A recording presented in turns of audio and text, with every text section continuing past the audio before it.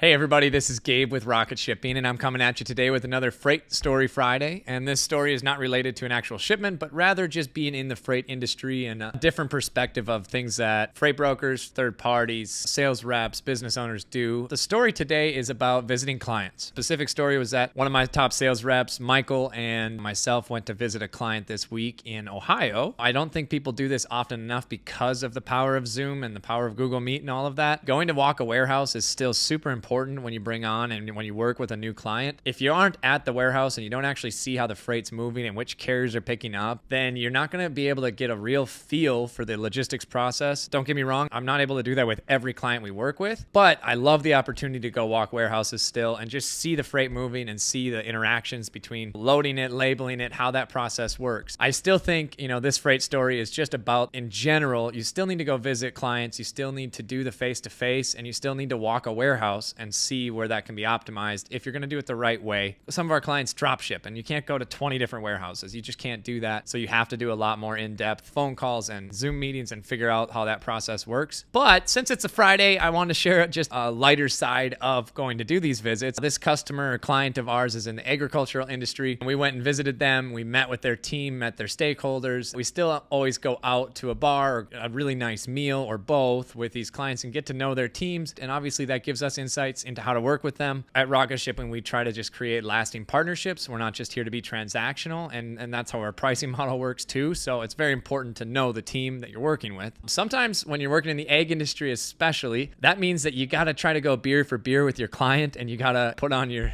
happy face and go for it. And I used to really be able to throw back a few beers and not have a problem with it, but man, this week, that was a tough one. We went to the bar. We had too many Busch lights and we had flights early in the morning the next day. And it used to be easy as I get older, and I'm not that old yet, but I got two tiny little kids and I don't sleep much. So it gets a little bit harder to bounce back into work and just be ready to go the next day. So thought I'd just share that story. If you guys are willing, share a good story of you guys going out with a client and having a tough day the next day in the comments or in a video to me. All right. Have a great weekend. We'll see you Monday for Market Update Monday.